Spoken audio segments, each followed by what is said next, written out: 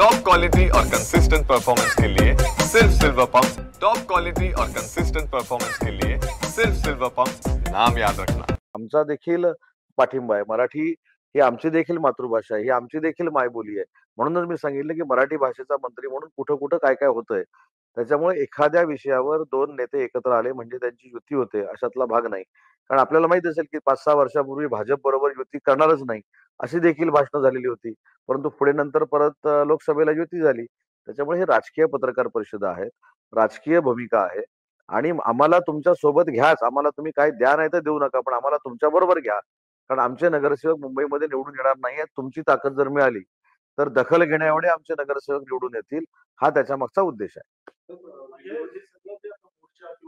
मुंबई महानगरपालिका काही दिवसात लागेल की डोळ्यासमोर ठेवून सगळी रचना नाही, मी अशामध्ये देखील सांगतो की मराठीच्या बाबतीतली मांडलेली मनसेची भूमिका ही बरेच दिवसापूर्वीची आहे। युबीटी आता त्याच्यामध्ये आलेला आहे आणि युबीटीचा मोर्चा हा वेगळा होता, 7 तारखेला होता। 6 तारखेला मनसेचा मोर्चा होता। 6 तारखेला एकादशी असल्यामुळं माझ्या माहितीप्रमाणे त्यांनी तो 5 तारखेला केला आणि 5 तारखेला केल्यानंतर 7 तारखेच्या मोर्चावाल्यांना असं वाटलं, म्हणजे मी त्या समितीला दोष देत नाही। दीपक पवार आणि ही जी सगळी प्रामाणिकपणानं संघर्ष करतायत तो त्यांचा वैयक्तिक मुद्दा आहे। पण त्यांच्या आंदोलनाच्या मागे जो मोर्चा होता, तो मोर्चा स्वतःच हिंदीची सक्ती केली हे जेव्हा लक्षात आलं, त्या मोर्चाला प्रतिसाद मिळणार नाही म्हणून ते आता राजसाहेबांच्या मनसेमध्ये झेंडा नाही अजेंडा ही जी काही त्यांनी घोषणा दिली त्याच्यामध्ये त्यांना सामील व्हावं लागलं। तर पावसाळी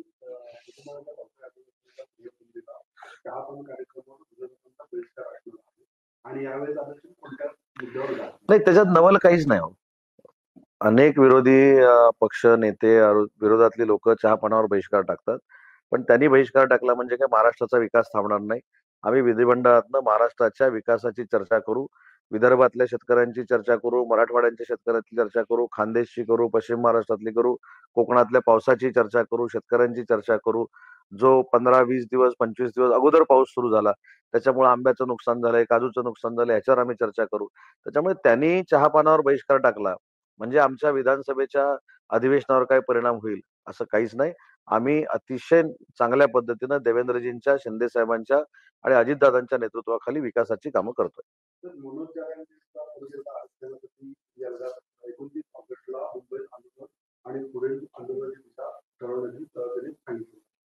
नाही, आज मी देखील त्यांची मुलाखत बघितली, त्यांचा आपल्याला दिलेला बाईट बघितला, परंतु त्याच्यामध्ये नक्की काय वस्तुस्थिती आहे, त्यांच्या मागण्या परत काय आहेत, या सगळ्यांचा अभ्यास करून त्याच्यावर बोलू। त्रिभाषा धोरणाविषयी विरोधक एकवटले आहे आणि आदल्या दिवशी रस्त्यावर उतरण्याचा आणि सरकारच्या निर्णयाची होळी करण्याचा निर्णय विरोधकांनी घेतलेला आहे। नाही, विरोधक म्हणजे आज रत्नागिरीमध्ये देखील 3 वाजता काहीतरी आंदोलन आहे। मला असं वाटतं की आता मराठीच्या मुद्द्यावर नवसंजीवनी मिळवण्याचा काही लोकांचा हा प्रयत्न आहे, त्याला कितपत यश येईल आपण जिल्हा परिषद, पंचायत समिती, नगरपालिकेच्या निवडणुकांमध्ये बघू। तर काल भरत गोगावलेंनी नारायण राणेंनी मारामारी केल्या, मारहाण केली, जेलमध्ये गेले, सर्व काही केले। नाही, याच्यामध्ये मी सांगतो, नाही नाही बरोबर आहे, याच्यामध्ये मी सांगतो त्या कार्यक्रमाला मी उपस्थित होतो। बोलण्याच्या आवेशामध्ये किंवा त्या आपण जे भाषण करतो त्या ह्याच्यामध्ये त्यांनी तो शब्दप्रयोग उच्चारला, पण त्याच्यामध्ये कसलंही इंटेन्शन नव्हतं। राणे साहेब हे आमचे सर्वांचे मार्गदर्शक आहेत। राणे साहेबांनी कोकणासाठी केलेले विकास हे डोळ्यासमोर ठेवूनच आम्ही सगळी मंडळी काम करतोय। त्याच्यामुळे तो जो काही शब्दप्रयोग झालाय असं तुम्ही म्हणताय त्याच्यामध्ये तो अनावधानानं झालेला आहे। त्याच्यामध्ये असं कुठेही राणे साहेबांना अपमान करावा किंवा राणे साहेबांची एक वेगळी प्रतिमा सिंधुदुर्गामध्ये किंवा महाराष्ट्रामध्ये न्यावी असा भरत गोगावलेंचा उद्देश नव्हता। मी तर माझ्या भाषणामध्ये असं सांगितलं की भाजप आणि शिवसेना ही ज्यावेळी थोडंफार तिकीट वाटपाच्या वेळी मागं पुढं होईल त्यावेळी आम्ही सगळे मिळून राणे साहेबांकडे जाऊ। राणे साहेबांच्या नेतृत्वावर दोन्ही पक्षाच्या लोकांचा विश्वास आहे आणि राणे साहेब याच्यामध्ये मध्यस्थी करतील। मी तिथला संपर्क मंत्री आहे, मी नितेशजी राणेंशी चर्चा करेन हे देखील मी सांगितलेलं आहे। त्याच्यामुळे पक्षवाढीसाठी झालेल्या मेळाव्यामध्ये त्यांच्या तोंडातून जो शब्द गेला तो अनावधानाने गेलेला आहे। त्याला कुठेही राणे साहेबांच्या इमेजला डॅमेज करायचा असा उद्देश नव्हता।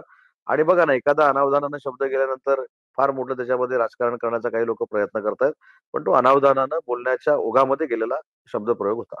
तर शेवटचा प्रश्न, नागपूरचा सराई निवडा मातंगाचा उपमुख्यमंत्री एकनाथ शिंदेच्या उपस्थितीत शिवसेनेत प्रवेश झालेला आहे त्याच्या आणि तो प्रवेश केलेला कॅबिनेट फेस झालेला आहे.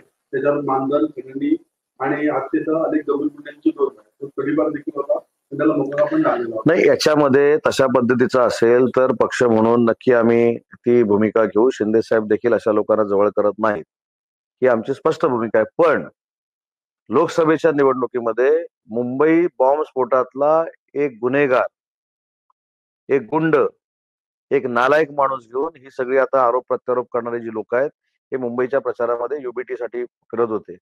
ज्यावेळी युबीटीचा उमेदवार खासदारकीचा निवडून आला त्यावेळी पाकिस्तानचा झेंडा देखील फडकवला गेला. त्याच्यामुळे अनावधानानं एखादा पक्षप्रवेश झाला असेल तर ते आम्ही सुधारू शकतो. शिंदे साहेबांना तेवढं राजकारण कळतं. ते राजकारणातले परिपक्व असल्यामुळेच काही लोकांचा त्यांनी टांगापलटी केलेला आहे. त्यामुळे त्याची चिंता करण्याची आवश्यकता नाही. ते मी देखील शिंदे साहेबांना सांगेन. पण ही देखील उत्तरे द्यावी लागतील ना की बॉम्बस्फोटातला आरोपी हा तुम्ही ज्यावेळी मुंबईच्या लोकसभेच्या निवडणुकीच्या निमित्तानं फिरवता तो कशासाठी फिरवत होता? म्हणजे मी कुठच्या गुन्हेगाराला पाठीशी घालत नाही. जर तो गुन्हेगार असेल, मकोका लागला असेल तर त्याला लांब ठेवण्याची भूमिका पक्ष म्हणून आमच्याकडनं घेतली जाईल.